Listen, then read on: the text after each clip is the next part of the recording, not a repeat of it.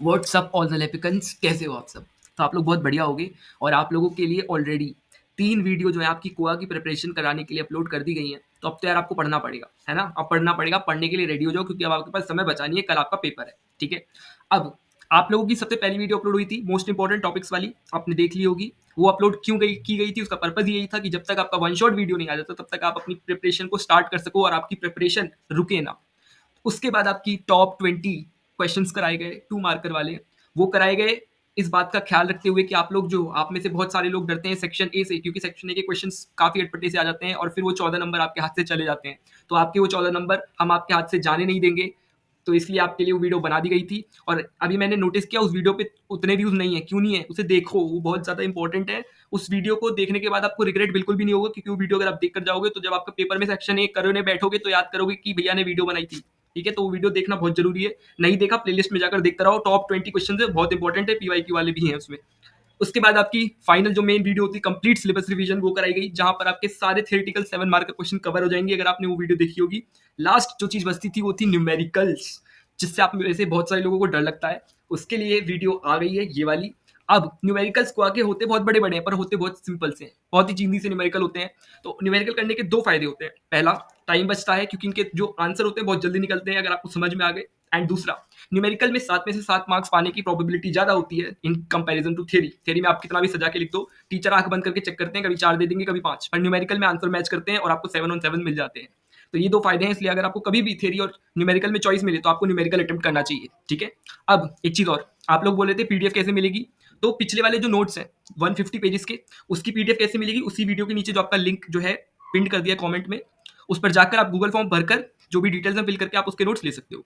अब ये top 20 questions वाली पीडीएफ और ये वाली पीडीएफ, इनको कंबाइंड बनाया गया है। आप इनको एक साथ ले सकते हो। इस वीडियो के नीचे वाला जो गूगल फॉर्म है उस पर जाइए, उस पर लिंक पर क्लिक करके गूगल फॉर्म को भरिए और इस वीडियो का थंबनेल वहां पर ऐड कर दीजिएगा। तो आपको इस वीडियो के साथ साथ आपको टॉप 20 शॉर्ट क्वेश्चन वाली पीडीएफ दोनों की दोनों आपको मेल कर दी जाएंगी। तो आप इन्हें ले सकते हो एट जस्ट 21, और जो आपकी वो 150 पेजेस वाली पीडीएफ है कंप्लीट सिलेबस, वो भी 21 की है। तो आप अपने अकॉर्डिंग, प्रैक्टिस के अकॉर्डिंग, आप जो आपको लेना है आप ले सकते हो, ज़्यादा कोई महंगी भी नहीं है, तो आप इसको ले सकते हो, ठीक है? आप स्टार्ट करते हैं आज की वीडियो को। सबसे पहला क्वेश्चन देखते हैं। आपको गिवन क्या है? सबसे पहले ये देखो, आपको गिवन है कैशे। कैशे रिप्रेजेंट किया गया है M1 से और आपको जो मेन मेमोरी है वो रिप्रेजेंट की गई है M2 से। और आपको कुछ डेटा गिवन है, जैसे M1 का साइज आपको 16 के वर्ड दिया है और M2 का साइज आपको 1 M वर्ड यानी कि 2 वर्ड्स दिया है। M1 का एक्सेस टाइम दे रखा है 50 नैनो सेकंड्स और M2 का दे रखा है 400 नैनो सेकंड्स। और क्या क्या गिवन है? देखो, जो चीज गिवन है लिखते जाओ। M1 की डिटेल लिख दी, M1 की लिख दी। कैशे का ब्लॉक साइज गिवन कितना है? 8 वर्ड्स लिखा है। एज्यूम 8 वर्ड कैशे ब्लॉक, तो हमने लिख लिया कैशे ब्लॉक साइज 8 वर्ड है। और सेट साइज है 256 वर्ड्स, तो आपका सेट साइज जो है वो है 256 वर्ड्स।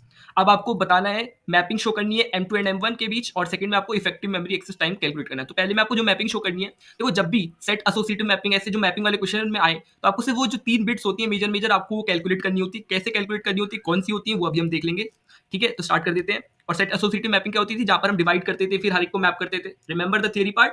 यहाँ पर थियरी नहीं देखेंगे, यहाँ पर हम न्यूमेरिकल करेंगे। तो स्टार्ट करते हैं। सबसे पहले आपका काम होता है, आप टोटल कैशे ब्लॉक्स को कैलकुलेट कर लो। क्या कर लो? टोटल कैशे ब्लॉक्स को कैलकुलेट कर लो। It is the first task. और टोटल कैशे ब्लॉक्स कैसे आएगा? आपका कैशे का साइज क्या है डिवाइड बाय आपके ब्लॉक का साइज क्या है। कैशे का साइज क्या है और आपके ब्लॉक का, जैसे यहाँ पे कैशे का साइज आपको दे रखा है, कहाँ गया, ये नहीं है। कैशे का साइज ये M1 दे रखा है ना, cache is represented by M1, उसका साइज क्या है? 16 के वर्ड्स। तो यहाँ पे आप लिख दोगे 16 के अपॉन ब्लॉक का साइज क्या है? ब्लॉक का साइज आपको गिवन है, ये कैशे ब्लॉक का साइज 8 वर्ड्स।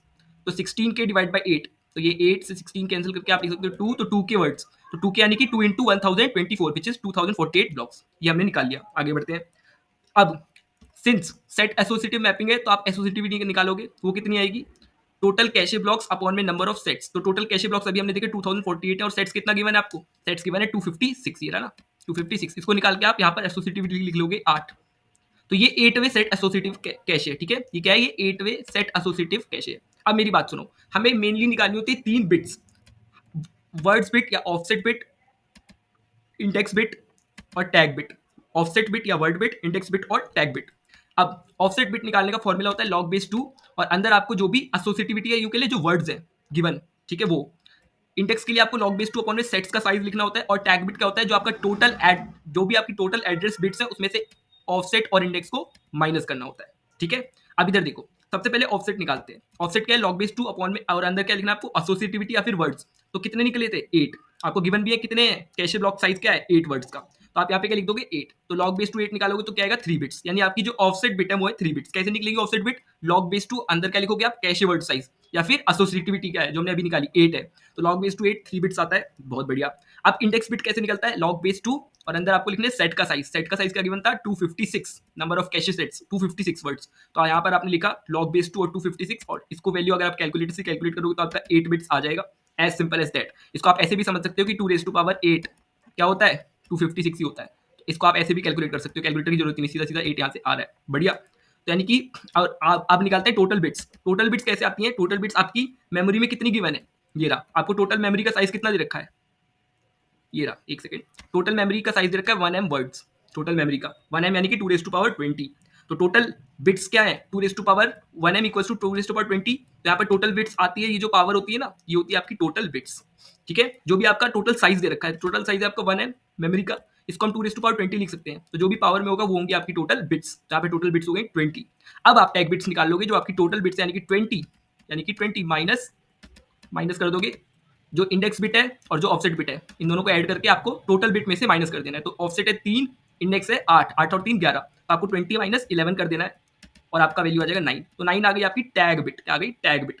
तो टोटल टैग बिट निकालने का फॉर्मूला है टोटल बिट, और टोटल बिट कैसे आएगी, टोटल मेमोरी का जो साइज होगा उसको आप 2 की पावर में लिखोगे, और जो 2 की पावर में वैल्यू होगी वो होगी आपकी टोटल बिट। तो उस टोटल बिट में से माइनस कर देना आपको index plus offset bit.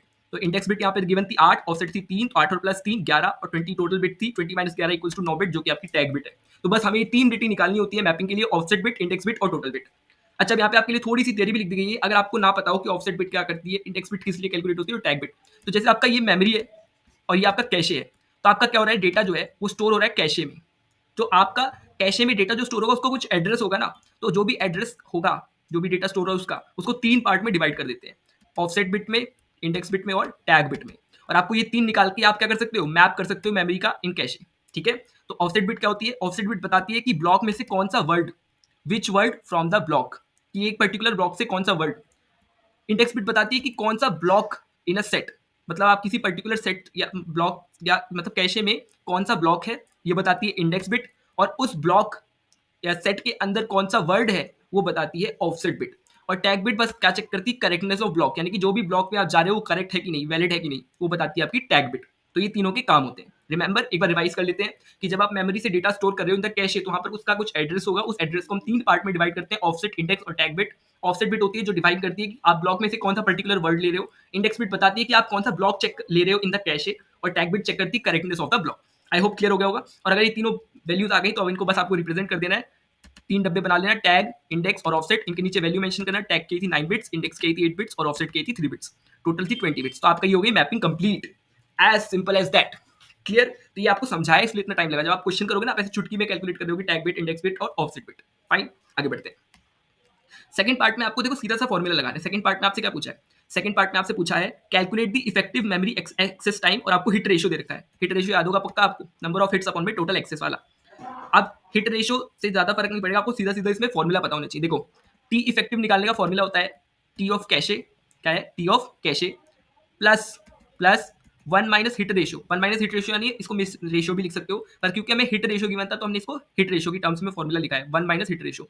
Hit ratio plus miss ratio का वैल्यू आता है 1। तो अगर आप 1 में से हिट रेशियो निकाल दोगे तो यानी miss ratio into T of memory. अब वैल्यू डाल दो बस। देखो, टी ऑफ कैशे गिवन है आपको, कैशे हिट टाइम क्या है 50 नैनो सेकंड्स, प्लस अंदर 1 माइनस हिट रेशियो कितना गिवन है 0.95, बढ़िया, इनटू टी ऑफ मेमोरी कितना गिवन है 400 नैनो सेकंड, बढ़िया। तो 50 प्लस 1 माइनस 0.95 क्या हो जाएगा 0.05, 0.05 मल्टीप्लाई 400, तो 0.05 400 से मल्टीप्लाई करोगे तो इस पॉइंट को हटाओगे, इस पॉइंट को हटाओगे तो 100 4 20, तो 20 प्लस 50 कितना आ गया 70 नैनो सेकंड। तो ये आपका टी इफेक्टिव आ गया। तो इस तरह से हमने पहला क्वेश्चन सक्सेसफुली 7 मार्कर का कर लिया अटेम्प्ट, बढ़िया। इसमें 2 पार्ट थे, तो 3.35 3.5 के एक एक पार्ट थे।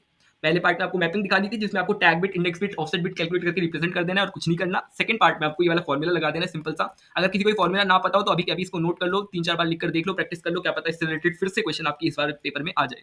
अगले क्वेश्चन की ओर बढ़ जाते हैं। अगले क्वेश्चन में बोला explain the direct mapping technique, तो वो तो हम नहीं करेंगे क्योंकि ये न्यूमेरिकल वीडियो है। तो थ्योरी वाला पार्ट आपका, अगर थ्योरी वाला पार्ट के लिए आप इससे पहली वाली जो कंप्लीट वन शॉट रिवीजन आप उसको देख सकते हो। डायरेक्ट मैपिंग टेक्निक कुछ नहीं होता है, एक डायरेक्ट मैपिंग होती है बिटवीन द मेमोरीज। ठीक है, जैसे आप मेमोरी से डेटा स्टोर करें इन द कैशे तो एक डायरेक्ट मैपिंग शो होती है। तो उस पूरी प्रोसीजर को आप इन द थ्योरी वीडियो देख सकते हो। यहाँ पर हमारा मेन एजेंडा रहेगा कि हम न्यूमेरिकल पर फोकस करें। तो बोले कंसिडर करो एक डिजिटल कंप्यूटर है, बढ़िया, उसकी मेमोरी यूनिट दे रखी है 64K इंटू 16, तो ये कुछ नहीं है, साइज है। और कैशे मेमोरी 1K वर्ड्स की है, 1K यानी कि 1024 वर्ड्स की है, यानी 2 टू पावर 10 वर्ड्स। नेक्स्ट क्या the cache uses direct mapping. Cache कौन सी मैपिंग यूज करता है? Direct mapping. और ब्लॉक साइज दे रखा है आपको 4, यहाँ पे गिवन है आपको विद 4 ब्लॉक साइज, और वर्ड्स कितने हैं? 4। तो आपको ब्लॉक साइज 4 है और वर्ड्स का साइज भी कितना है? 4। कैशे मेमोरी का साइज 1K है और आपकी जो मेमोरी यूनिट है टोटल उसका साइज 64K इंटू 16 है। अब देखो आपसे पूछा क्या है, आपसे पूछा है कि कितनी बिट्स लगेंगी टैग में। अच्छा, टैग, ब्लॉक और वर्ड फील्ड्स में कितनी बिट्स आएंगी, आपको ये कैलकुलेट करना है। सेकंड आपको निकालना है कि कितनी ब्लॉक्स जो कैशे है वो अपने अंदर एक्यूमुलेट कर सकता है, यानी कि रख सकता है। तो सेकंड पार्ट बहुत ईजी है और इस क्वेश्चन के लिए हम पहले सेकंड पार्ट को सॉल्व करेंगे, क्योंकि सेकंड पार्ट का डेटा जो होगा वो फर्स्ट पार्ट में यूज होगा, ठीक है, इसलिए। तो आपको क्या निकालना है? आपको निकालना है कि जो कैशे है, क्या क्वेश्चन, आपके कैशे में कितने ब्लॉक्स आएंगे, बेसिकली निकालना है। अब देखो आपको कैशे का साइज दे रखा है 1K वर्ड्स, अभी बताया था 1024, जिसको हम 2 टू पावर 10 लिख सकते हैं, बढ़िया। ब्लॉक साइज कितना गिवन है? 4 वर्ड्स। कितना है? 4 वर्ड्स। आपको सबसे पहले आपको निकालना है कि टोटल कैशे ब्लॉक्स, मतलब कितने ब्लॉक्स जो है कैशे एकोमोडेट कर पाएगा। अभी इससे पहले वाले क्वेश्चन में हमने इसको निकालना सीखा था, कैसे निकलता है, ऊपर लिखते हो कैशे का साइज, नीचे लिखते हो ब्लॉक का साइज। फर्स्ट वाला क्वेश्चन, उसमें देखा हमने कि टोटल कैशे ब्लॉक्स निकालने का फॉर्मूला होता है कैशे का साइज अपॉन में ब्लॉक का साइज।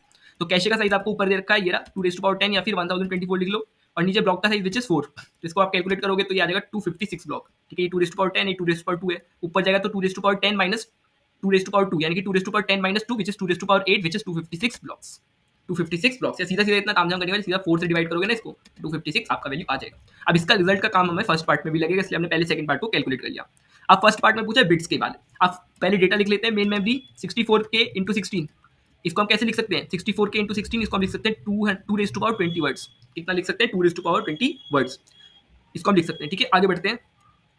अब ये हमें दे रखा है कैशे का साइज, कैशे का साइज है 1K which is 2 to power 10 words, which is 2 to power 10 words.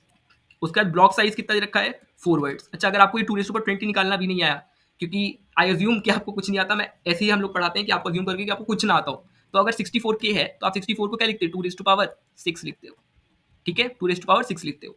उसके बाद के का मतलब 2 टू पावर 10, बताया था 1K इक्वल्स टू 1024, तो 2 टू पावर 10 होता है। और 2 टू पावर 16 को क्या लिख सकते हो? 2 टू पावर 4, क्या लिख सकते हो? 2 टू पावर 4। तो 6 प्लस 10, 16 प्लस 4 20, इस तरह से 2 टू पावर 20 आया, ठीक है। मुझे जहां भी लगता है कि ये चीज क्या पता आप कंफ्यूज हो सकते हो, उस चीज को मैं वापस जाके बताता हूँ ताकि आपके दिमाग में कंफ्यूजन ना रहे। आगे बढ़ते हैं। अब हमें निकालनी है ऑफसेट बिट। ऑफसेट बिट निकालना सीखा है पहले वाले क्वेश्चन में, कैसे होता है, log base 2, और इसके अंदर हम लिखते हैं वर्ड्स का साइज कितना है। वर्ड्स का साइज कितना है? यहाँ पे गिवन है, वर्ड्स का साइज है 4। कितना है? ये रहा, कितना है? 4। तो 4 यहाँ पे लिख दिया, log base 2 4। तो 4 को क्या लिख सकते हो? 2 का, एक सेकेंड, log 4 को क्या लिख सकते हो? 2 का स्क्वायर। तो बस ये जो ऊपर पावर होती है, ये तो आपका बिट्स होती हैं, ये होगी आपकी 2 बिट। आगे इंडेक्स बिट निकालनी है। अब आपको अगर इंडेक्स बिट निकालनी है तो उसके लिए आपको कैशे ब्लॉक्स कैलकुलेट करना आना चाहिए, जो कि हमने यहाँ पर कैशे ब्लॉक्स को हमने ऑलरेडी कैलकुलेट करके इसीलिए रख लिया था, ठीक है। तो कैशे ब्लॉक कितना आया था? 2 टू पावर 8, तो जो पावर में होता है वही हमारी बिट हो जाती है। तो यहाँ पर 8 बिट्स, क्या है? 8 बिट्स। तो हमारी जो इंडेक्स बिट है वो कितनी आ गई? 8। अब आते हैं टैग बिट पर। टैग बिट, टैग बिट क्या कैसे निकलती है? आपकी टोटल एड्रेस बिट जितनी हो उसमें से माइनस करते हैं किसको? इंडेक्स बिट को प्लस ऑफसेट बिट को, है ना। तो इंडेक्स बिट और ऑफसेट बिट, इनका सम जो होता है उसको टोटल बिट से माइनस करके हमें मिलती है टैग बिट। पहले क्वेश्चन में देखा, वही सेम तरह से प्रोसीजर फॉलो करना है और कुछ नहीं है, ठीक है। तो टोटल एड्रेस बिट कितनी रखी है आपको? अभी ऊपर निकाल लिया हमने 2 टू पावर 20, यानी कि ये जो पावर होगी 20, ये होगी हमारी एड्रेस बिट। तो आपकी टोटल एड्रेस बिट, तो 20 माइनस आपकी 20 minus offset bit 2 plus index bit 8, यानी कि 10। तो 20 माइनस 10 बचेगा 10 बिट्स, तो आपकी टैग बिट आ गई 10 बिट। बस 3 बिट निकालनी थी आपको और कुछ नहीं, तीनों बिट हमने निकाल दी, बढ़िया। तो आपको ये क्वेश्चन भी समझ में आ गया होगा, कंफ्यूज होने की जरूरत है नहीं, पहले क्वेश्चन जैसा ही सब कुछ था, बस यहाँ पर, ठीक है, देखो सब कुछ ही सेम है, कुछ अलग है ही नहीं। आगे बढ़ जाते हैं। अब देखो एक और क्वेश्चन आ गया, ये AKTU 2022-23 में पूछा था। इससे पहले वाले दोनों क्वेश्चन AKTU 2023-24 में आए थे, चॉइस में आए थे एक दूसरे के, ये 2022-23 में आया था। बोल रहे कंसिडर करो एक कैशे है जिसमें 256 ब्लॉक्स हैं, ब्लॉक्स गिवन है 256, 2 टू पावर 8, 16 वर्ड्स हैं, 2 टू पावर 4 वर्ड्स हैं, और टोटल 4096 वर्ड्स हैं। टोटल वर्ड्स कितने हैं? 4096। अज्यूम करो जो मेन मेमोरी है वो एड्रेसेबल है बाय 16 बिट एड्रेस, जो मेन मेमोरी है वो एड्रेसेबल है by 16 bit address, and it consist of 4K blocks, और मेन मेमोरी में ब्लॉक्स कितने हैं? 4K। कितने? 4K। कैशे में कितने हैं? 256, और मेन मेमोरी में कितने हैं? 4K blocks. अब बोल रहे हैं हाउ मेनी बिट्स, कितनी बिट्स चाहिए होंगी टैग सेट वर्ड फील्ड में अगर two way set associative technique है। अब देखो यहाँ पे थोड़ा सा घुमा दिया, टू वे सेट एसोसिएटिव दे दिया, तो टू वे एसोसिएटिव दे दिया तो आपको अभी समझ में आ जाएगा टू वे का मतलब क्या है। बट सबसे पहले लेट्स राइट द डेटा जो भी गिवन है। जैसे कैशे के अंदर 256 ब्लॉक्स है और हर एक ब्लॉक में कितने वर्ड्स हैं, 16 वर्ड्स हैं। तो टोटल क्या हो जाएगा साइज 256 विच इज ब्लॉक्स, और ईच ब्लॉक के अंदर 16 वर्ड्स हैं। तो 256 मल्टीप्लाई 16 विच इज 4096 वर्ड्स, जो कि आपको यहाँ पे दे भी रखा है। टोटल साइज ये है। अब main memory equals to 4K blocks. Main memory में कितने ब्लॉक्स हैं, 4K ब्लॉक्स हैं। देखो ये रहा 4K ब्लॉक्स हैं। तो 4K ब्लॉक्स को हम 2^12 ब्लॉक्स लिख सकते हैं। बिल्कुल, ये 2^2 है और वो 2^10 है कि मतलब 1K विच इज 2^10। तो 2^10 इंटू 2^2 विच इज 2^12, 10 + 2 12 होता है ना। तो ऐसे हमारे पास 2^12 ब्लॉक्स आ गए। अब हम सबसे पहले निकालते हैं ऑफसेट या फिर वर्ड को ऑफसेट भी कहते हैं। तो कैसे निकलेगा, log base 2 और अंदर आप लिख दोगे वर्ड्स। तो log base 2 और वर्ड्स कितने गिवन है, ये रहे वर्ड्स गिवन आपको 16 वर्ड्स है। तो 16 लिख दोगे, ये रहा 16। तो 16 को 2^4 क्या लिखते हो, 2^4। तो ये जो आपका 4 है यही आपके बिट्स हो जाएगा। हमेशा जो पावर होती है यही आपकी बिट्स होती है। तो आपकी ऑफसेट बिट या वर्ड बिट आ गई 4। ये इतना क्लियर है। अब निकालते हैं index bit, set index bit. तो ब्लॉक्स कितनी है कैशे में, 256। कितनी है, 256। टोटल ब्लॉक्स निकालने का फॉर्मूला क्या होता है, 2 क्वेश्चन कर चुके हैं अब तक, आपको आ चुका होगा। नहीं आया तो आपको आ ही जाना चाहिए। तो टोटल ब्लॉक्स निकालने का फॉर्मूला क्या हो जाएगा आपका, कि टोटल ब्लॉक्स मतलब टोटल सेट्स या ब्लॉक्स इन कैश निकालने का फॉर्मूला होता है, ब्लॉक्स इन कैश जो आपको गिवन है 256 डिवाइड बाय आपको 2 से करना पड़ेगा। क्यों, अब देखो यहाँ पर आता है थोड़ा सा ट्विस्ट। यहाँ पर आपको टू वे का मतलब क्या है वो समझ में आ जाएगा। देखो पहले क्या था कि पहले क्वेश्चन में हमारे पास कोई डिवीजन पार्टीशन की बात करी नहीं थी, बट यहाँ पे टू वे बोल दिया। टू वे मतलब जो आपका पूरा होल है ना वो डिवाइड हो जाएगा 2 पार्ट्स में। जो आपकी टोटल ब्लॉक्स है कैशे में वो 2 पार्ट में डिवाइड हो जाएगी। ये टू वे का मतलब कि आपकी जो टोटल ब्लॉक है, यानी टोटल ब्लॉक आपको यहाँ पे गिवन है कितनी, 256। क्या है टोटल ब्लॉक 256, वो डिवाइड हो जाएगी 2 पार्ट्स में। तो आपके पास जो फाइनल ब्लॉक निकल के आएगी इन ईच वो कितनी आ जाएगी, 128 सेट। 128 सेट या 128 ब्लॉक। सेट और ब्लॉक सेम चीज है, ठीक है, कंफ्यूज नहीं होना। तो आपकी टोटल जो आपकी ब्लॉक्स की कैशे में 256 थी, but at the same time उसने मेंशन कर रखा है mapping two way set associative है, यानी कि जो आपकी टोटल है वो डिवाइड जाएगी 2 पार्ट्स में, और ईच के पास कितना है 128 ब्लॉक या 128 सेट। और 128 को हम क्या लिख सकते हैं, 2^7 लिख सकते हैं। तो आपका 7 जो है ऊपर ये आपकी बिट है, ये हो जाएगी आपकी सेट इंडेक्स बिट। तो सेट इंडेक्स बिट आ गई आपकी 7 बिट्स। तो आपकी 2 बिट्स कैलकुलेट हो गई। अब टैग बिट कैसे निकालते हो पहले तुम बताओ, वीडियो पॉज करो, खुद एक बार तेज से उस फॉर्मूला को बोलो जो अभी हमने सीखा। कल की पॉज वीडियो आप तो कर ही ली होगी, कर ली नहीं की तो आप बताओ, बता दिया क्या होता है, टोटल बिट्स माइनस जो भी आपका सेट बिट्स है प्लस वर्ड बिट। मतलब ये दोनों बिट जो आपकी वर्ड और ऑफसेट वाली बिट होती है इनका सम करना होता है और आपकी टोटल बिट में से माइनस करना होता है। तो टोटल बिट कितनी है आपकी, हमने निकाली थी यहाँ पे, टोटल बिट कहाँ गई, 16 है टोटल बिट, हाँ 16। तो टोटल बिट आपकी कितनी है, 16 है। टोटल मेमोरी साइज कितना है, 16 माइनस 7, कहाँ है 7, ये रहा 7 बिट, यानी कि आपका सेट इंडेक्स बिट प्लस 4 आपका ऑफसेट बिट। 7 + 4 11 एंड 16 - 11 5 बिट्स आपकी टैग बिट आ गई। अगर किसी को कंफ्यूजन है तो आप मतलब बता सकते हो, अगर किसी को भी कोई भी कंफ्यूजन होती है, बट इसमें कंफ्यूजन होनी नहीं चाहिए, ठीक है।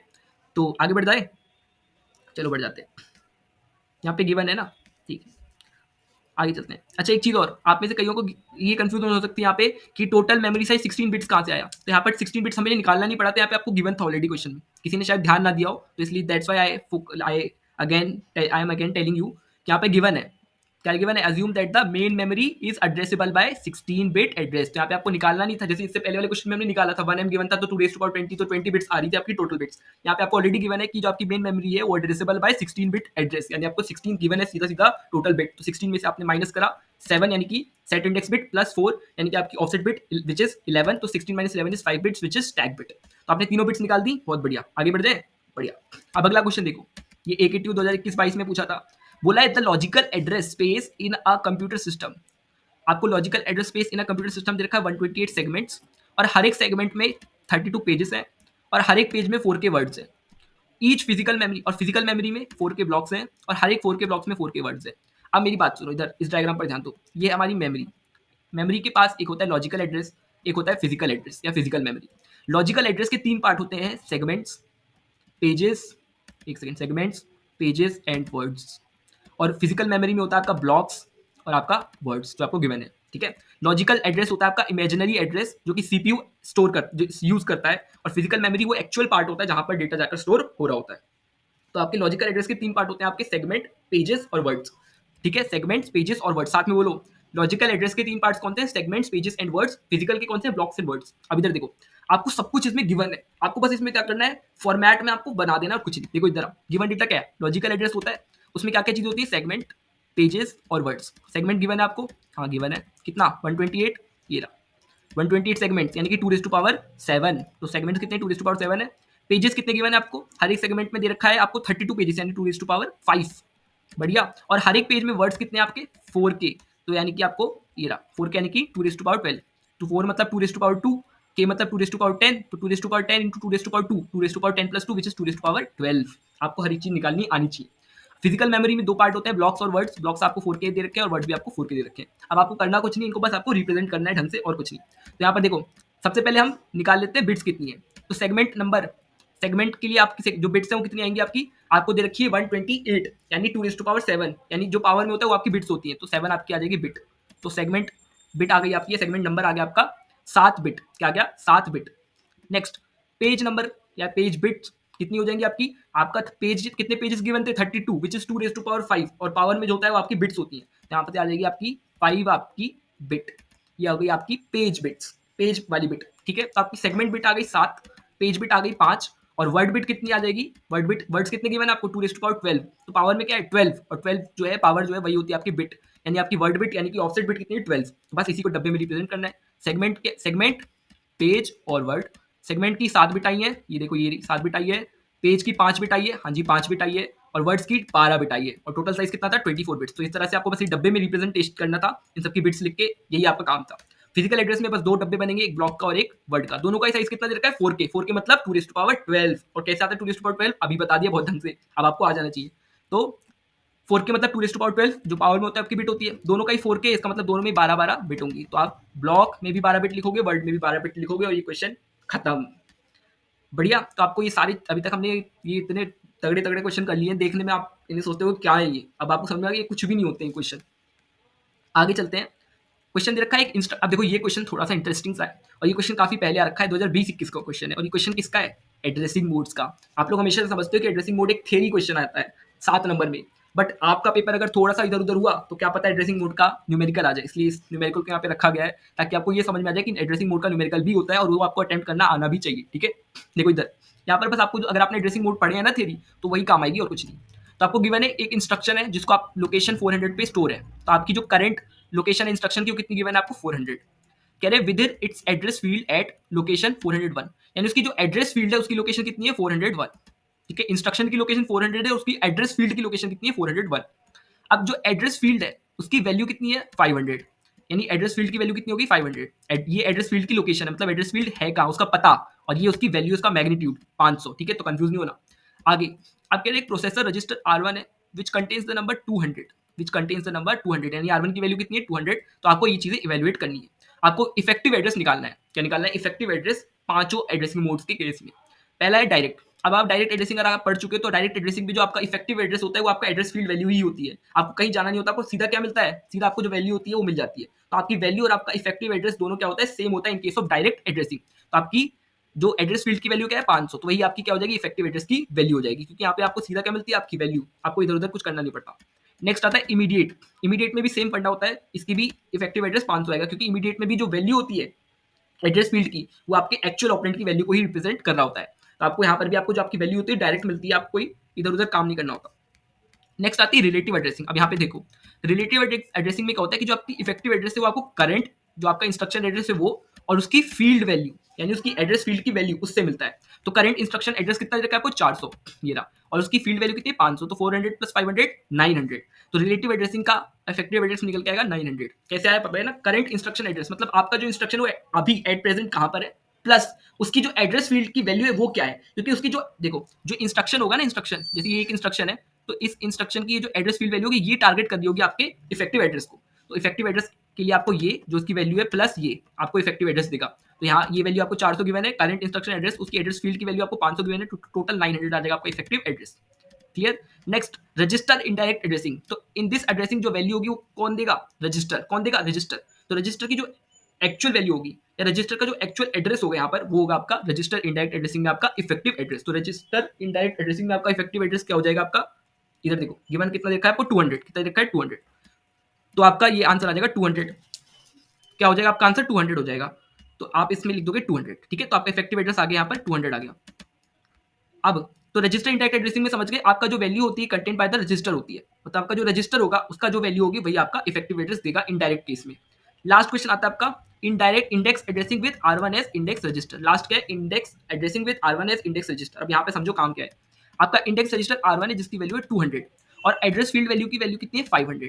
तो आपको यहाँ पर इन दोनों का जो समीशन होगा, यानी आपका इंडेक्स रजिस्टर कहाँ पर प्रेजेंट है और प्लस एड्रेस वैल्यू यानी कि आपका 500, यानी कि 200 प्लस 500 विच इज 7, तो आपका 700 आ जाएगा आपका फाइनल आंसर। तो आई होप आपको ये सारे क्लियर हो गए हो। अगर आपको थोड़ा भी डाउट है ना कि ये चीजें हमने करी कैसे हैं, तो आप जाइए और जो आपका एड्रेसिंग मोड का कॉन्सेप्ट है ना उसको रिवाइज करिए। अगर आप एड्रेसिंग मोड की थ्योरी ढंग से पढ़कर आए होते ना यहाँ पर, तो आपको क्वेश्चन बहुत ढंग से आता। इनफैक्ट मुझे बोलना भी नहीं पड़ता, अगर सीधे मैं आंसर भी दिखा देता ना, आप खुद ही समझ जाते कैसे आया। फिर भी I try to explain you as much as possible, but आपको पूरी क्लैरिटी कब होगी, जब आपको एड्रेसिंग मोड का आइडिया होगा कि एड्रेसिंग मोड में एक्चुअली काम क्या हो रहा था, उसकी कंप्लीट वर्किंग पढ़ के आओगे तो आपको समझ में आएगा यहाँ पे जो कहानी बताई गई है क्यों बोली गई है, ठीक है। बट स्टिल आप में से कई लोग समझ गए होंगे, ठीक है, इतना भी कुछ इसमें था नहीं डिफिकल्ट समझने जैसा, आपको आ ही गया होगा।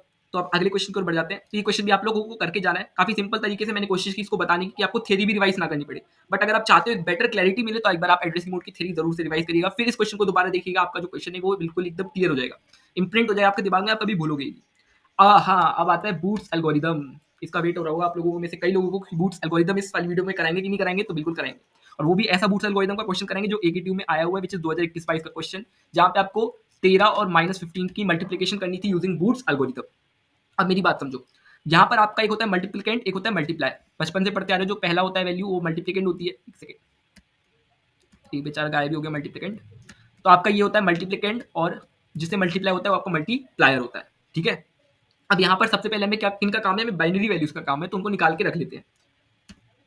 तो मल्टीप्लिकेंट आपका है +13, तो +13 की बाइनरी वैल्यू निकाल लेंगे, ये आ जाएगी। कैसे आई, 2 6 12, आपका 1 कैरी बचता है, 1 इधर आ जाएगा। 2 3 6, 0 बचता है, 0 इधर आ जाएगा। 2 1 2, 1 कैरी बचती है, इधर आ जाएगी। फिर 2 0 0, 1 कैरी इधर। तो हम लोग यहाँ पर 0 तक जाते हैं, एंड तक जाते हैं, क्योंकि हमें फ्रॉम 6 to 15 हम लोग 5 बिट लेते हैं, इसलिए हमने इसको 5 बिट का बनाया है, ठीक है। तो अब आपको क्या करना होता है, आपको ऐसे जाना होता है और फिर आपको ऊपर जाना होता है, और आपको सारी वैल्यूज लिखनी होती है। तो यहाँ पे 0, फिर 1, फिर 1, फिर 0, फिर 1। देखो आपको ये भी एक्सप्लेन करा जा रहा है, इससे ज़्यादा आप क्या ही लोगे, तो कोई कंफ्यूजन आपके दिमाग में रहनी नहीं चाहिए। तो ऐसे हम 13 का बाइनरी निकालते हैं। तो यहाँ से 13 का बाइनरी आ गया, और 13 जो है आप कहेंगे आपका मल्टीप्लिकेट है, उसको हम लोग यहाँ पर m से रिप्रेजेंट करते हैं। किससे रिप्रेजेंट करते हैं, m। तो m आ गया। अब आपको -m भी निकाल के रखना है। -m कैसे निकलता है, -m देखो, इन बाइनरी माइनस जैसी कोई चीज नहीं होती। आप क्या कर रहे होते हो, आप इसी m का बार निकालोगे, यानी कि आप 1s कॉम्प्लीमेंट निकालोगे और उसमें 1 ऐड करोगे, यानी कि 2s कॉम्प्लीमेंट निकालोगे। तो -m मतलब होता है m का 2s कॉम्प्लीमेंट। 2s कॉम्प्लीमेंट के लिए सबसे पहले आप क्या करते हो, इसका 1s कॉम्प्लीमेंट निकालोगे। 1s कैसे निकलता है, ये जितनी वैल्यूज है आपको इनको बदल देना होता है, क्या करना होता है, इनको आपको बदल देना होता है। तो जो 0 है इसको 1 कर दोगे, और जो 1 है उसको 0 कर दोगे, और फिर उसमें 1 को ऐड कर दोगे, तो आपका 2s कॉम्प्लीमेंट निकल जाएगा। ये पहला तरीका है। दूसरा तरीका, सीधा 2s निकालो। कैसे, जो इधर से शुरू करो, कहाँ से, इधर से आपको लेफ्ट की ओर बढ़ना है। सबसे पहले जो पहली बिट आती है 1, इसको एज इट इज लिखना है, लिख दिया। उसके बाद से चेंज करना चालू कर दो। अगर 0 है तो 1, और अगर 1 है तो 0, 1 है तो 0, 0 है तो 1, और पहली बिट एज इट इज लिखनी है। तो सीधा सीधा आपको ये मिल गया 2s कॉम्प्लीमेंट, यानी आपका -m। नेक्स्ट आपका मल्टीप्लायर, उसको क्यू से रिप्रेजेंट करते हैं, जो कि है आपका -15। तो सबसे पहले आप 15 के लिए बाइनरी निकालो। ये आपको बाइनरी निकालने का भी देखा यहाँ पे, ताकि आपको कंफ्यूजन ना हो। और -15 कैसे निकालोगे, लास्ट बिट सेम 1, फिर चेंज करते जाओ। 1 है तो 0, 1 है तो 0, 1 है तो 0, 0 है तो 1, बढ़िया। तो यहाँ से -15 भी आपका निकल गया। और क्यू की वैल्यू क्या है, -15 है, तो यानी आपकी जो वैल्यू है ये आपकी क्यू की है। अब इस टेबल को समझो ध्यान से, आपको लिखना होता है, स्टार्टिंग से समझो, क्यू एन प्लस 1, m, और m के साथ m बार प्लस 1 यानी -m की वैल्यू, p, q, qn+1, और सीक्वेंस काउंटर यानी कि sc। सीक्वेंस काउंटर की वैल्यू कैसे फीड करोगे, 5, क्योंकि आपकी बिट्स कितनी टोटल, 5, 1 2 3 4 5, तो आपकी 5 बिट है, तो सीक्वेंस काउंटर की वैल्यू आप 5 से इनिशिएट करोगे। फाइन। p की वैल्यू को आप 0 से इनिशियलाइज करते हो, जितनी बिट का आपका सीक्वेंस काउंटर बन रहा है, यानी कि 5, उतनी बिट आप उतने 0 लिख दोगे यहाँ पे। तो आपने 5 0 लिख दिए। क्यू में आप क्यू की वैल्यू लिखोगे, यानी आपकी मल्टीप्लायर की वैल्यू क्या है, विच इज -15 का बाइनरी जो हमने यहाँ पे निकाला था, वो लिख दोगे क्यू में, और qn+1 को आप इनिशियलाइज कर दोगे 0 से। अब देखो, अब होती है कहानी शुरू। आपको देखना होता है q और qn+1 की वैल्यू। तो q की लास्ट वैल्यू क्या है, 1, q का लास्ट देखना है, और qn+1 का स्टार्टिंग। तो q का लास्ट क्या है, 1, और qn+1 का स्टार्टिंग क्या है, 0। तो 1 और 0। जब आपका 1 0 केस बनता है तो आपको करना होता है सब्ट्रैक्शन। जब आपका 0 1 बनता है तब आप करते हो एडिशन। और जब आपका कुछ भी 0 0 रहता है, फिर 1 1 रहता है, तो आप ना एडिशन करते हो ना सब्ट्रैक्शन करते हो, सिर्फ और सिर्फ शिफ्टिंग करते हो। शिफ्टिंग हर जगह होगी, लेकिन 1 0 होगा तो सब्ट्रैक्शन भी होगा, 0 1 होगा तो एडिशन भी होगा। अब यहाँ 1 0 तो हम करेंगे सब्ट्रैक्शन, बट बाइनरी में सब्ट्रैक्शन जैसा कुछ भी नहीं होता। क्या होता है, 2s कॉम्प्लीमेंट होता है। तो अगर सब्ट्रैक्ट लिखा है, इसका मतलब क्या, कि जो भी है आपका 0 0 0, इसके अंदर आपको ऐड करना है। किसको ऐड करना है, -m को। अगर आप प्लस ऑफ माइनस निकालते हो क्या आता है, माइनस ऑटोमेटिकली आ जाता है ना। तो यानी कि हमें क्या करना है, माइनस क्या है, 2s कॉम्प्लीमेंट। तो यानी जो भी आपने 2s कॉम्प्लीमेंट की वैल्यू निकाली है इसी को आप क्या कर दो, प्लस कर दो, तो भी वो एक तरह से क्या हो जाएगा, माइनस। तो ये आपका जो भी वैल्यू थी इसमें आप m बार प्लस 1 लिखोगे क्योंकि आप क्या कर रहे हो, सब्ट्रैक्ट। सब्ट्रैक्ट मतलब आपको माइनस m की रिक्वायरमेंट है। तो ये जो माइनस m है इसको आपको ऐड करना है इन दिस। तो आप निकल देख सकते हो 0 1 1 0 1 1 0 0 0 0 0 0 0 1 1। बढ़िया। अब नेक्स्ट करनी होती है शिफ्टिंग। ASHR मतलब ऐड शिफ्ट राइट, मतलब आपको राइट की तरफ शिफ्ट करना है। कैसे करोगे, जो आपकी पहली बिट होगी उसको एज इट इज लिखो 1, और फिर उसको एक और बार लिखो 1, फिर ऐसे ऐसे एक एक करके शिफ्ट करते जाओ। अब अगला 0 0 1, अब यहाँ पे 5 बिट इस डब्बे में कंप्लीट होगी तो लास्ट वाला 1 अगले डब्बे में चला जाएगा, तो 1, फिर ऊपर से आएगा 1, फिर ऊपर से आएगा 0 0 0, ये 1 अगले वाले डब्बे में चला जाएगा क्योंकि यहाँ 5 बिट कंप्लीट हो गई। अब देखो इस क्यू का लास्ट क्या है, 0, और क्यू एन प्लस 1 का स्टार्टिंग क्या है, 1, तो 0 1, तो यहाँ पे आप लिखोगे 0 1, और 0 1 केस में अभी बताया क्या करते हैं, एडिशन। एडिशन करना मतलब आपको m को ऐड करना है, सब्ट्रैक्शन मतलब आपको m बार प्लस 1 यानी कि 2s कॉम्प्लीमेंट को ऐड करना है। तो यहाँ पे ऐड करना है, तो आपका जो भी ये वैल्यू आई थी शिफ्ट करके, ये वाली वैल्यू इसमें आप क्या ऐड कर दोगे, इसमें आप ऐड कर दोगे अपने m की वैल्यू विच इज 0 1 1 0 1, तो 1 1 0 1 कैरी, यहाँ पर 0 प्लस 0 0 1, तो एज इट इज 1 आ गया। 0 प्लस 1 1, 1 प्लस 1 0 और 1 कैरी, 1 प्लस 1 0, और लास्ट वाले 1 को हम निगलेक्ट कर देंगे क्योंकि 5 बिट हम रख सकते हैं अपने डब्बे के अंदर, इसलिए उस 1 को हम छोड़ देंगे। अब ऐड करने के बाद कुछ भी करो शिफ्ट करना पड़ता है। शिफ्ट कैसे करते हैं, 0 को एज इट इज लिखो और 0 को एक और बार लिखो, फिर इस वाले 0 को अगली बार लिखो, फिर इस 1 को लिखो, फिर इस 1 को लिखो, और ये वाला 0 क्योंकि यहाँ पे 5 बिट कंप्लीट हो गई तो ये वाला 0 चल जाएगा अगले वाले डब्बे में, फिर ऊपर से आएगा उतर के 1, अगला 1, अगला 0, अगला 0, और जो लास्ट वाला 0 होगा वो अगले डब्बे में चला जाएगा क्योंकि यहाँ पे 5 बिट कंप्लीट हो गई है। और सीक्वेंस काउंटर की वैल्यू आपको एक एक कम करती जानी है, पहले 5 थी, जब हमने सब्ट्रैक्ट कर दिया 4 हो गई, अब हमने ऐड करा 3 हुई, ठीक है। अब कंपेयर करो क्यू की लास्ट बिट क्या है 0 और क्यू एन प्लस 1 की बिट क्या है 0, और जब 0 0 हो या 1 1 हो तब आपको ना ऐड करना है ना सब्ट्रैक्ट करना है, सिंपली ऐड शिफ्ट राइट करना है। तो 0 0 तो आप सिंपली ऐड शिफ्ट राइट करोगे। ऐड शिफ्ट राइट करने का तरीका क्या होता है, आप नंबर को एज इट इज लिखो, फिर एक और बार लिखो, फिर अगले वाले नंबर को लिखो, फिर 0, फिर ये वाला 1 आएगा, अगला वाला 1 अगले डब्बे में चला जाएगा क्योंकि 5 बिट फिल हो गई है। अब ये 1 आ गया, अब ऊपर से 0 उतर के आएगा, अगला 1 आएगा, अगला 1 आएगा, अगला 0 आएगा, और अगला 0 अगले डब्बे में चला जाएगा क्योंकि यहाँ पे 5 बिट कंप्लीट हो गई। सीक्वेंस काउंटर की वैल्यू एक कम हो जाती है। अब कंपेयर करो क्यू के डब्बे के अंदर लास्ट बिट कितनी है 0, और क्यू एन प्लस 1 में क्या है 0, और 0 0 मतलब आपको सिर्फ शिफ्टिंग करनी है, ना ऐड करना है सब्ट्रैक्ट करना है, तो आप लिख दोगे ऐड शिफ्ट राइट। तो फिर से शिफ्ट करने का तरीका क्या है, इसको एज इट इज लिखना होता है 0, और एक बार और लिखना होता है 0, फिर इस वाले 0 को लिखोगे, इस वाले 0 को लिखोगे, इस वाले 0 को लिखोगे, 5 बिट कंप्लीट, तो ये बन जाएगा अगले वाले डब्बे में, तो 1, फिर ये 1 उतर के आएगा 0 1 1, और ये वाला 0 जाएगा अगले डब्बे में क्योंकि 5 बिट कंप्लीट। सीक्वेंस काउंटर की वैल्यू एक कम।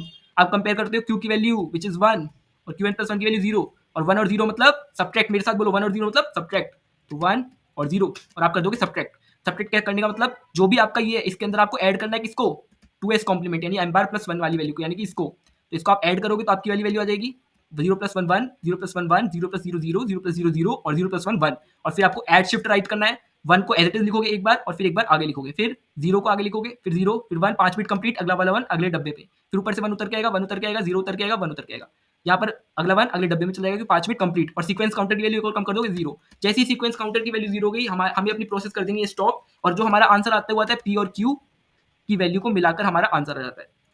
बढ़िया। तो आपका जो फाइनल आंसर होता है it is represented by P Q. एक सेकंड इसको इरेज कर देते हैं क्योंकि हमें इसकी जरूरत पड़ेगी। तो आपका जो फाइनल आंसर आता है वो कौन देता है आपको, पी और क्यू। तो यानी आपका जो पूरा ही आपको पी और क्यू आपका आंसर दे देगा। तो इसको लिख दो, क्या है पहले 1, तो यहाँ पे लिखो 1, फिर 1 1, फिर 0, फिर 0, फिर 1, तो 0 0 1, फिर 1 1 1 0 1, 1 1 1 0 1। तो ये आपका पी क्यू मिलाकर जो आपका वैल्यू आती है पी मल्टीप्लाई बाई क्यू, यही आपका फाइनल रिजल्ट हो रहा होता है। लेकिन अब यहाँ पे एक चीज समझो, क्या कि जब आप मल्टीप्लाई करोगे 13 इंटू -15, तो जो आंसर आएगा वो रिजल्ट क्या होगा, नेगेटिव। रिजल्ट क्या निकलेगा, नेगेटिव। और आपका जो आंसर निकल के आता है वो होता है पॉजिटिव के लिए। तो अगर आपको नेगेटिव रिजल्ट चाहिए तो आप क्या निकालोगे, इसी वाली वैल्यू का 2s कॉम्प्लीमेंट कर दो और आपका माइनस का आंसर आ जाएगा। यानी आपका फाइनल आंसर ये नहीं होगा, इसका 2s कॉम्प्लीमेंट होगा, क्योंकि जब आप 13 और -15 की मल्टीप्लाई करोगे तो एक पॉजिटिव एक नेगेटिव आंसर जो आएगा आपका नेगेटिव आएगा। और नेगेटिव के लिए आपको जो फाइनल वैल्यू उसका 2s कॉम्प्लीमेंट करना है। जो कैसे करना है, आपको लेफ्ट से स्टार्ट, मतलब एकदम लेफ्ट वाली बिट देखनी है और फिर आपको लेफ्ट डायरेक्शन में मूव करना है। तो सबसे पहले 1 है, 1 एज इट इज रहेगा। उसके बाद आप क्या करो, जितने बिट है उनको चेंज करते जाओ। 0 है तो 1, 1 है तो 0, 1 है तो 0, 1 है तो 0, 1 है तो 0, 0 है तो 1, 0 है तो 1, 1 है तो 0, 1 है तो 0। तो ये आ जाएगा आपका फाइनल आंसर। और अगर आपके पास ये -15 ना हो के प्लस होता तो आपका वैल्यू आंसर प्लस में आता, तो आपका यही जो है ये आपका फाइनल होता। बट आपका -1 दे रखा है तो ये आपका ये फाइनल है। ठीक है, बढ़िया। तो आपने बूट्स एल्गोरिदम भी सीख लिया, समझ गए। बूट्स एल्गोरिदम क्या करना होता है, आपका एक मल्टीप्लिकेंड होता है, एक मल्टीप्लायर होता है। आप उनकी बाइनरी निकालते हो। अगर आपको कंडीशन बनती है 1 0 की तो आप सब्ट्रैक्ट करते हो, देन शिफ्ट करते हो। 0 1 की कंडीशन में आप ऐड करके फिर शिफ्ट करते हो। 0 0 1 1 होता है तो आप सीधा शिफ्ट कर देते हो। बढ़िया सीक्वेंस काउंटर को एक करके रिड्यूस करते हो, कौन सी वैल्यू चेक करते हो, क्यू का लास्ट बिट और क्यू एन प्लस वन का स्टार्टिंग बिट। तो बूट्स एल्गोरिथम जो है आपका कंप्लीट हो गया होगा। अब आते हैं IEEE वाले क्वेश्चन पे। अब आ जाते हैं अपने वीडियो के सेकंड लास्ट क्वेश्चन पे। ये वाला क्वेश्चन है, इसके बाद एक क्वेश्चन और बचा है वो करेंगे और हमारी वीडियो खत्म हो जाएगी। तो देखो ये IEEE स्टैंडर्ड का क्वेश्चन है और IEEE स्टैंडर्ड का 2023-24 का क्वेश्चन है, मतलब रिसेंट ईयर का ही क्वेश्चन है और इसको हम करेंगे और इसको करने के बाद आपको समझ में आ जाएगा क्वेश्चन करना कैसे अगर IEEE स्टैंडर्ड से रिलेटेड क्वेश्चन आता है तो। आपको दिया है कि आपको 32 बिट रिप्रेजेंटेशन बनानी थी और आपको 2 पार्ट दिए थे। तो 32 बिट में क्या होता है, एक बिट होता है आपका साइन बिट, यानी आपका प्लस है माइनस है। अगर आपकी वैल्यू प्लस है तो साइन बिट की वैल्यू 0 लोगे, अगर आपकी वैल्यू जो है माइनस लिखी है जैसी वाली तो आपकी साइन बिट जो होगी वो 1 होगी, उसकी वैल्यू 1 होगी। नेक्स्ट एक बिट घेर ली साइन बिट ने, अब बची कितनी 31, उसमें से 8 बिट होती है एक्सपोनेंट की, कितनी होती है 8 बिट एक्सपोनेंट की होती है और बची हुई 23 बिट होती है आपकी मेंटीसा की। और ये सब क्या है अभी हम देखेंगे। अभी इतना समझो 32 बिट में से एक बिट होती है साइन की, 8 बिट होती है एक्सपोनेंट की और 23 बिट्स आपकी मेंटीसा की होती है। अब आते हैं पहले वाले क्वेश्चन पे और पहले वाले क्वेश्चन को स्टेप बाय स्टेप समझो ताकि सेकंड वाला पार्ट आप खुद से ट्राई कर सको और फिर भी हम एक्सप्लेन कर देंगे। सबसे पहला स्टेप 1 होता है आपको बाइनरी में कन्वर्ट करना होता है। तो बाइनरी के लिए आप जानते हो कि आपका जो डेसिमल से पहले वैल्यूज है उसको बाइनरी में करने का एक अलग मेथड होता है और डेसिमल के बाद वाली वैल्यूज को बाइनरी में करने का एक अलग मेथड होता है। दोनों को समझते हैं। सबसे पहले 85 को बाइनरी में कन्वर्ट करने के लिए तो आप अभी देख कर आए कौन सा मेथड होता है कि आप 2 से करते जाते हो डिवाइड और यहाँ पे लिखते जाते हो। तो जैसे 242 जा 85 तो 1 रिमाइंडर बचेगा क्योंकि 2 4 जा 8, 2 2 जा 4 तो 5 है, ये 1 बचेगा यहाँ पर। उसका 2 2 जा 4, 2 1 जा 2, यहाँ पर 0 ही बचेगा, पूरा डिवाइड हो गया। 2 10 जा 20 होता है, 1 बच जाएगा। 2 5 जा 10 0 बचेगा, 2 2 जा 4 1 बच जाएगा क्योंकि 5 है और 2 1 जा 2 0। उसके बाद आप क्या करते हो, लिखना कैसे चालू करते हो, इधर से अपवर्ड्स करके आप इसे लिखते हो तो आपका 85 का बाइनरी निकल गया। अब 0.125 का कैसे निकालना है, इधर देखो 0.125 को स्टार्ट करोगे मल्टीप्लाई विद 2, क्या आ जाएगा आपके पास 0.25। 0.25 में आपको लेनी है डेसिमल से पहले वाली वैल्यू विच इज 0, बढ़िया। उसके बाद आपका 0.25 ये आ गया ना, अब इसको 2 से मल्टीप्लाई करो 0.25 को, तो 0.25 मल्टीप्लाई 2 क्या आ जाएगा 0.5, तो डेसिमल से पहली वैल्यू क्या है 0। आप 0.5 को 2 से मल्टीप्लाई करोगे तो क्या आएगा 1.0, तो डेसिमल से पहले की वैल्यू क्या है 1। जैसे ही हमें 1 मिलता है हम रुक जाते हैं, तो हमें 1 मिल गया तो हम रुक गए। अब देखो जब आप डेसिमल से पहले वाली वैल्यूज का बाइनरी निकालते हो तो आप नीचे से ऊपर जाते हो, लेकिन जब आप डेसिमल के बाद वाले यानी कि पॉइंट के बाद वाले वैल्यूज का जो बाइनरी निकालते हो तो आपको ऊपर से नीचे लिखना होता है। तो ये हो जाएगा 0 0 1, क्या हो जाएगा 0 0 1। तो आपका आ जाएगा 0.125 का डेसिमल पॉइंट पॉइंट पॉइंट के बाद 0 0 1, तो 0.001 और ये हो जाएगा 2। तो ये हो गया आपका बाइनरी। अब इस टोटल को कैसे लिखोगे 85.125 को, पहले 85 का बाइनरी पॉइंट आपका डेसिमल क्या है 0 0 1 टू द होल 2। तो आपका स्टेप 1 कंप्लीट हो गया, आपने बाइनरी में कंप्लीट कर लिया। अब आपको करनी है नॉर्मलाइजेशन। नॉर्मलाइजेशन करने का मतलब ये कि जो आपका पॉइंट है वो यहाँ पर होना चाहिए, मतलब आपकी जो पहली वाली बिट है उसके जस्ट बाद आपको लगाना है पॉइंट। तो यहाँ पर हम क्या लिख देंगे, इस वाली टर्म को आप लिख देंगे यहाँ पर पॉइंट लगा के 1 पॉइंट, ये सारा उधर चल जाएगा। तो 0 1 0 1 0 1 0 0 1 0 0 1, ये पॉइंट यहाँ से हटा देंगे और पॉइंट को यहाँ पे लगा देंगे। अब देखो आपने कितने का वो ले लिया, कितने स्टेप्स के लिए आपने बिट को हटाया है उसको काउंट करो, कितना था 1 2 3 4 5 6, कितना था 6। आपने 6 बिट्स के बाद क्या लगा दिया डेसिमल, तो इसको मल्टीप्लाई में आप लिखोगे 2 टू पावर 6, क्या लिखोगे 2 टू पावर 6। नॉर्मलाइजेशन करने का तरीका क्या होता है फिर से सीख लो। आपको जो आपका पहला बिट है उसके जस्ट बाद पॉइंट को लगाना है और इधर से पॉइंट को हटा देना है और फिर आपका जितना भी आपने वो करा होगा, क्या कहते हैं स्टेप किया होगा, जितने स्टेप बाद पॉइंट लगाया होगा उसे काउंट करो 1 2 3 4 5 6, 6 स्टेप बाद आपने पॉइंट लगा दिया तो आप मल्टीप्लाई 2 टू पावर 6 लिख दोगे। This is normalisation step. अब हम निकालेंगे ई एस और एम, इन जो आपकी बिट्स थी, साइन बिट, आपकी मेंटीसा बिट और आपकी एक्सपोनेंट बिट। अब एक्सपोनेंट बिट निकालने का फॉर्मूला होता है 127, ये फॉर्मूला का पार्ट है, 127 कहीं से आया नहीं, फॉर्मूला का ही पार्ट है। तो 127 प्लस प्लस में आपको जो भी आपने ये नॉर्मलाइजेशन करने के बाद 2 की पावर में आता है ना 6, इसको आपको लिख देना है। तो आपको अगर नॉर्मलाइजेशन करने के बाद 2 की पावर में जो भी आता है ये होता है आपका, इसको आपको ऐड करना है in the given value of 127, तो आपका आता है 133 आंसर। अब इस 133 को बाइनरी करके रख लेना, लिख कर रख लेना। बाइनरी कैसे करते हैं यहाँ पर बहुत बार आपको सिखा दिया इस वीडियो में, अब आपको आ गया होगा तो करके बाइनरी करके वाली वैल्यू आती है इसकी। एस की वैल्यू क्या लेंगे, स्टार्टिंग में बताया क्योंकि पॉजिटिव नंबर है तो एस की जो बिट होगी उसकी वैल्यू होगी 0, अगर नेगेटिव होगा तो वैल्यू होगी 1, ठीक है। तो यहाँ पर लिखा है 0 और अगर नेगेटिव होता तो 1 होती। मेंटीसा क्या होता है, मेंटीसा होता है आपके पॉइंट के बाद वाला पार्ट, यानी ये होता है आपका पूरा मेंटीसा। तो ये हमने लिख लिया 0 1, ये जो भी है आपका मेंटीसा, डेसिमल के बाद जितना है वो आपका मेंटीसा है, ठीक है। तो यहाँ से ESM की वैल्यू मिल गई, ई की 133 बाइनरी में ये है, एस की वैल्यू 0 और मेंटीसा की वैल्यू ये। अब फाइनल स्टेप है आपका रिप्रेजेंटेशन। तो रिप्रेजेंटेशन में आप सबसे पहले आपकी साइन बिट रिप्रेजेंट करते हो, फिर आपकी एक्सपोनेंट बिट, फिर आपकी मेंटीसा यानी कि एम वाली बिट। तो साइन बिट के अंदर क्या आएगा 0, साइन बिट के अंदर क्या आएगा, इसका साइज होता है 1 और इसके अंदर वैल्यू क्या आएगी 0। ये कंफ्यूज मत हो जाना, इसका साइज है ये 1 और वैल्यू कितनी है 0, और अगर नेगेटिव होता तो इसकी वैल्यू भी कितनी हो जाती है 1 हो जाती है और साइज भी 1। तो यहाँ पर 0 होगी क्योंकि नंबर क्या था पॉजिटिव।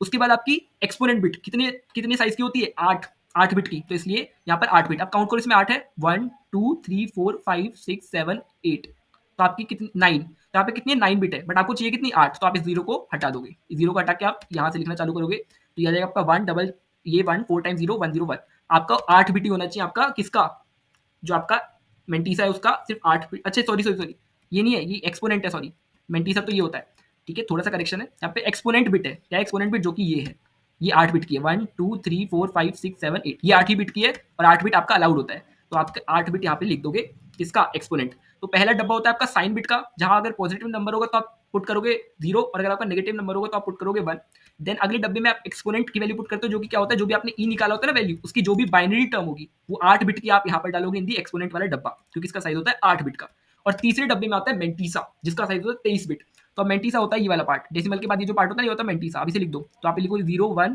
और 0 0 1 तो ये कितनी बिट आ रही है आपकी 9 बिट 9 बिट आ रही है बट आपको जरूरत कितनी होती है 23 की तो आप बाकी कितना लिख दोगे बाकी 0 से भर दोगे ठीक है तो आपकी 9 बिट होती है आपकी 9 बिट आपकी मेंटीसा दे रखी है उसके पीछे आपको 0 0 0 0 लगा देना है 23 तक अभी आपको जरूरत नहीं है कि आप पूरा 0 लिखो अगर आप 2 0 लगा के डॉट डॉट डॉट डॉट भी लिख दोगे ना मतलब डॉट लगा दोगे ठीक है तो भी मान लिया जाएगा कि आपका 23 बिट कंप्लीट है क्योंकि क्वेश्चन कई बार आता है 64 बिट वाला तो उसमें आप 0 0 0 थोड़ी लिखोगे तो इसलिए आप 0 2 3 0 एक्स्ट्रा लगा के फिर आप डॉट डॉट करके शो कर सकते हो कि ये 23 तक जा रहा है ठीक है तो मेरे साथ बोलो पहले सारे स्टेप पूरा रिवाइज कर लेते हैं अच्छे से सबसे पहले आपका 32 बिट में पहली एक बिट किसका होता है साइन बिट का 8 बिट होता है आपका एक्सपोनेंट बिट का और 23 बिट होता है आपका मेंटीसा का तो स्टेप्स क्या होते हैं पहले आपको बाइनरी को कन्वर्ट करना होता है बाइनरी में कन्वर्ट करना होता है अपने डेसिमल को तो आपने डेसिमल को बाइनरी में कन्वर्ट कर दिया पॉइंट से पहले वाला पार्ट ऐसे होता है और पॉइंट से बाद वाला पार्ट ऐसे होता है देन आप नॉर्मलाइजेशन करते हो जिसमें आप जो पहली बिट है उसके जस्ट बाद पॉइंट लगाते हो और फिर जितने भी स्टेप्स जो थे मतलब जितने स्टेप्स बाद आपने पॉइंट लगाया उसको 2 में लिखते हो नेक्स्ट आप ESM कैलकुलेट करते हो ई का फॉर्मूला होता है 127 प्लस नॉर्मलाइजेशन करने के बाद 2 की पावर में जो भी है 6 133 और इसका बाइनरी लिख कर रख लो फिर एस की वैल्यू क्या है 0 क्योंकि पॉजिटिव नंबर है अगर नेगेटिव नंबर होता तो 1 मेंटीसा क्या होता है पॉइंट के बाद की जो वैल्यू है ये आपकी मेंटीसा है अब आप डब्बे में कैसे रिप्रेजेंट करते हो डब्बे में आपका साइन बिट का साइज 1 होता है ई का साइज 8 बिट होता है मेंटीसा का साइज 23 बिट होता है साइन बिट में आपकी वैल्यू कितनी आएगी 0 क्योंकि नंबर पॉजिटिव था ई की वैल्यू कितनी आपने निकाल ली है यहाँ पर ये रही ई की वैल्यू लिख दोगे 8 बिट की और मेंटीसा में आप ये लिखोगे विच इज 9 बिट तो आप पूरे 23 बिट कंप्लीट करने के बाद कंप्लीट करने के लिए इस 1 के बाद से 0 लगाना चालू कर दो ठीक है तो ये था आपका कंप्लीट IEEE स्टैंडर्ड ठीक है अब सेकंड पार्ट आप खुद से ट्राई करोगे करना क्या है यहाँ पर क्या है अच्छा यहाँ पे आपको बता देते हैं बाकी आप स्क्रीनशॉट लेके खुद ट्राई कर लेना या फिर नोट्स परचेज कर लेना फ्रॉम द लिंक क्या लिखा है यहाँ पे माइनस नेगेटिव नंबर है तो साइन बिट की वैल्यू क्या लोगे 1 को पॉजिटिव नंबर के लिए 0 लेते हैं तो नेगेटिव नंबर के लिए क्या लेते हैं 1 इसको क्या करोगे इसको बाइनरी में कन्वर्ट करोगे यूजिंग वाला मेथड और इसको करोगे बाय मल्टीप्लाइंग 2 से ठीक है तो आप 2 से मल्टीप्लाई करते जाना जब आपको 1 मिल जाए एग्जैक्ट तब आप रुक जाना ठीक है कर लोगे नॉर्मलाइजेशन करने के लिए क्या करोगे जस्ट पहली बिट के बाद आप पॉइंट लगा दोगे और जो भी ये आता है इसको आप ऐड करोगे जब आप 127 में तो आपको मिल जाएगी आपकी ई की वैल्यू तो 127 में 8 को ऐड करने के बाद ई की वैल्यू मिली साइन बिट की वैल्यू क्या होगी 1 क्योंकि नेगेटिव नंबर है और एम की वैल्यू जो भी आपके पॉइंट के बाद है वो हो जाएगा और फिर आप इसको ऐसे डब्बा बना के रिप्रेजेंट कर दोगे ठीक है एक बार इसको प्रैक्टिस भी कर लेना अब आते हैं अपनी लास्ट क्वेश्चन की ओर जहां पर हम जो इंस्ट्रक्शन वाला क्वेश्चन है उसको करते हैं तो इसको देखो समझ लेना अच्छे से AKT 2022-23 में क्वेश्चन आया था तो आपको प्रोग्राम लिखना है to evaluate this arithmetic expression यहाँ पे जो ये वाला साइन इसका मतलब होता है एक्सोर क्या होता है एक्सोर ध्यान रखना और एक्सोर को साइन आप क्या समझ एक्सोर का साइन जब हम अरिथमेटिक में लिखते हैं तो होता है प्लस और उसके बाद गोला अब देखो आपको 2 एड्रेस इंस्ट्रक्शन में लिखना है 1 एड्रेस इंस्ट्रक्शन में लिखना है और 0 एड्रेस इंस्ट्रक्शन में लिखना है 2 एड्रेस इंस्ट्रक्शन में क्या होता है कि आपके 2 ऑपरेंड अलाउड होते हैं 1 एड्रेस इंस्ट्रक्शन में आपका एक ऑपरेंड अलाउड होता है 0 एड्रेस इंस्ट्रक्शन में कोई ऑपरेंड अलाउड नहीं होता ठीक है अब गिवन एक्सप्रेशन को अगर हमें लिखना है तो हम कैसे देखो यहाँ पे लिखा है एक्सोर साइन ये होता है अब गिवन एक्सप्रेशन को लिख लेते हैं इस फॉर्म में यहाँ पर हमने इस वाले पार्ट को एक्सोर के साइन के साथ रिप्लेस कर दिया ठीक है इस वाले पार्ट को तो जहाँ पे ये पार्ट था उसको हमने एक्सोर से रिप्लेस कर दिया अब 2 एड्रेस इंस्ट्रक्शन में आप 2 जो है ऑपरेंड को ले सकते हो तो स्टार्ट करते हैं विद मूव ये जितने कमांड है ये 2 एड्रेस इंस्ट्रक्शन के हैं सबसे पहला कमांड होता है मूव तो आप मूव करोगे R1 के अंदर x को क्या करोगे R1 के अंदर x को मूव कर रहे हो क्या कर रहे हो मूव कर रहे हो स्टोर कर रहे हो तो बेसिकली लोड कर रहे हो तो आप यहाँ पर x को लोड कर रहे हो इनटू R1 क्योंकि हमें x चाहिए तो पहले x को लोड करोगे फिर y को लोड करोगे और फिर z को तो सबसे पहले हमने x को लोड कर लिया अब हमारे पास x है अब x के बाद क्या है माइनस तो हमें क्या करना है सब्ट्रैक्शन तो हमने लिखा सब लिख दिया अब R1 के अंदर क्या है x तो x y तो यानी कि y जो होगा it will get subtracted from x क्योंकि R1 के अंदर क्या है x की वैल्यू है तो आप अगर R1 y लिख रहे हो मतलब x R1 के अंदर है तो y इधर लिख दिया और आपने लिख दिया सब्ट्रैक्शन मतलब x माइनस y तो यहाँ से R1 की वैल्यू क्या होगी x माइनस y क्योंकि R1 के अंदर x ऑटोमेटिकली है और y आपने लिख दिया और ऑपरेशन कौन सा है सब्ट्रैक्शन का तो R1 equals to x minus y बात क्लियर हुई जहां डाउट हो रुको दोबारा से वीडियो को देखो अब नेक्स्ट ऑपरेशन क्या है प्लस यानी कि ऐड अब R1 के अंदर क्या है R1 के अंदर है x माइनस y और हमें क्या चाहिए z तो R1 लिखेंगे R1 कॉमा z R1 के अंदर x माइनस y और z आ गया और उनके बीच क्या लग जाएगा एडिशन का साइन तो यहाँ पे R1 की वैल्यू क्या हो गई x minus y plus z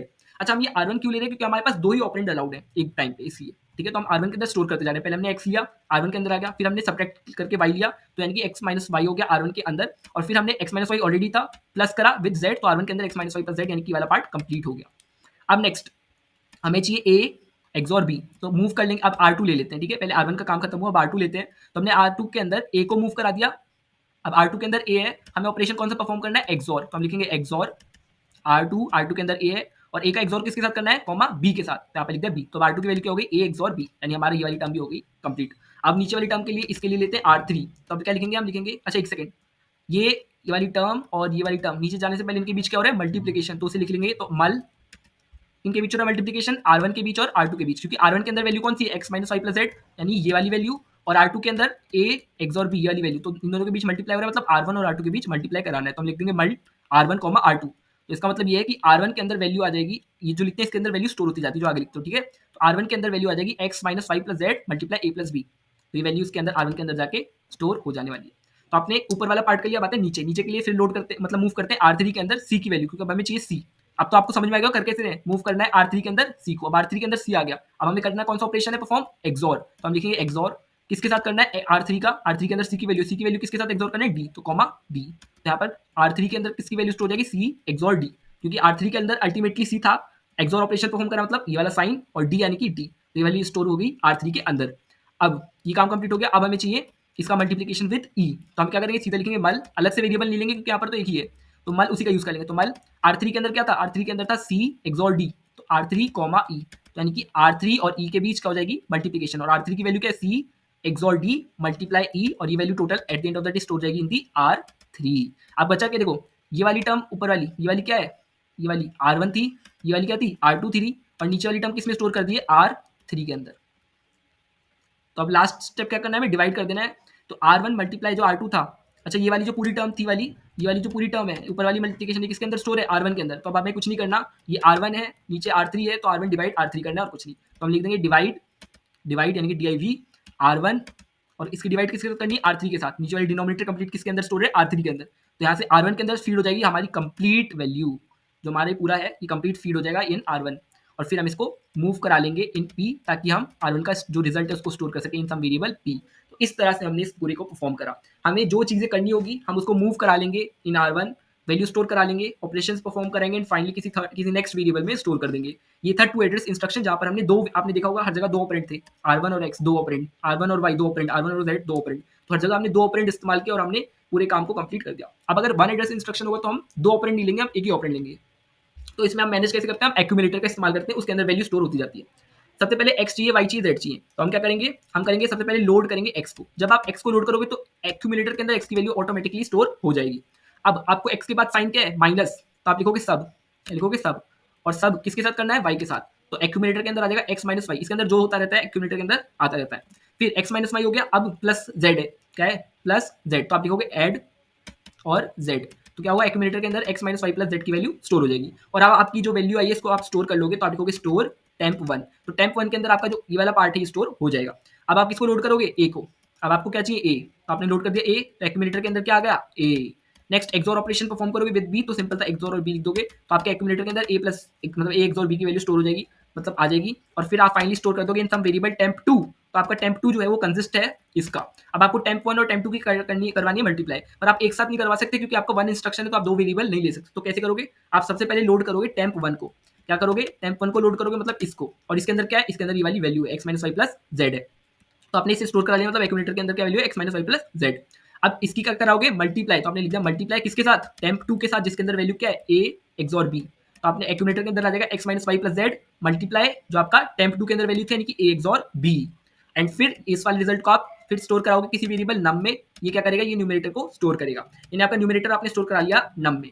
अब स्टार्ट करते हैं नीचे वाला केस, नीचे सबसे पहले हम लोड करते हैं सी को, नीचे क्या है इधर देखो, नीचे है सबसे पहले सी, फिर उसका एक्सॉर करेंगे विद डी और मल्टीप्लाई करना है ई के साथ, तो हमने लोड कर लिया सी को, तो एक्यूमुलेटर के अंदर आ गया सी, फिर एक्सॉर डी, सी के साथ क्या हो रहा है एक्यूमुलेटर में एक्सॉर डी, सी के साथ डी का एक्सॉर ऑपरेशन परफॉर्म हो रहा है, तो हम लिख दिया एक्सॉर ऑपरेशन और डी, तो यहाँ से एक्यूमुलेटर के अंदर सी एक्सॉर डी की वैल्यू आ गई, और अब इस वाली वैल्यू को हम किसी temp3 में स्टोर कर लेंगे, तो स्टोर temp3, तो अभी वाला रिजल्ट जो है temp3 में स्टोर हो गया।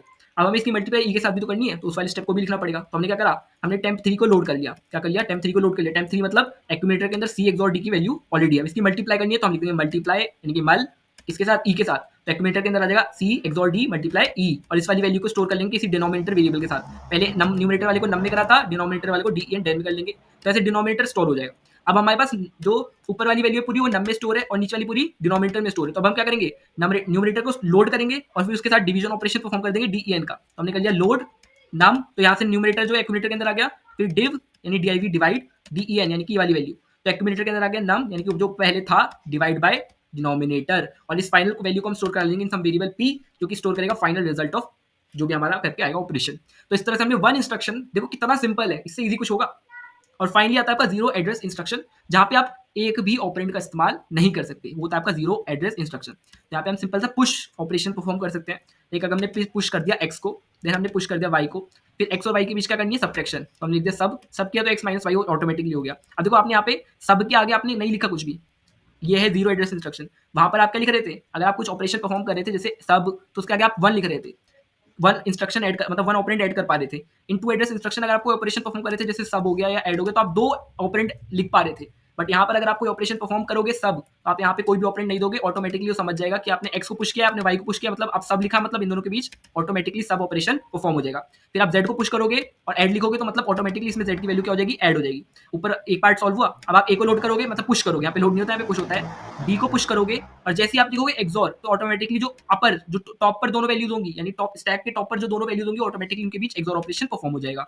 अब इस वाले पार्ट की और इस वाले पार्ट की आपको करनी है मल्टीप्लाई, तो आप अलग से लिखोगे नहीं वेरिएबल, आप सीधे लिखोगे मल मतलब जो टॉप ऑफ द स्टैक पे वैल्यू है, कौन कौन सी, एक तो ये वाली और एक स्टैक पर ये वाली, ये दोनों टॉप ऑफ द वैल्यू है, इन दोनों के बीच कौन सा ऑपरेशन परफॉर्म हो जाएगा, मल्टीप्लाई। जैसे आप मल लिखोगे तो आपकी ये वाली वैल्यू आ गई। अब सी को पुश कर दोगे, नीचे वाली वैल्यू की बात करें, डी को पुश करोगे, उनके बीच एक्सॉर जैसे लिखोगे, तो टॉप ऑफ द स्टैक पे सी डी थे, तो इनके बीच एक्सॉर ऑपरेशन परफॉर्म होगा।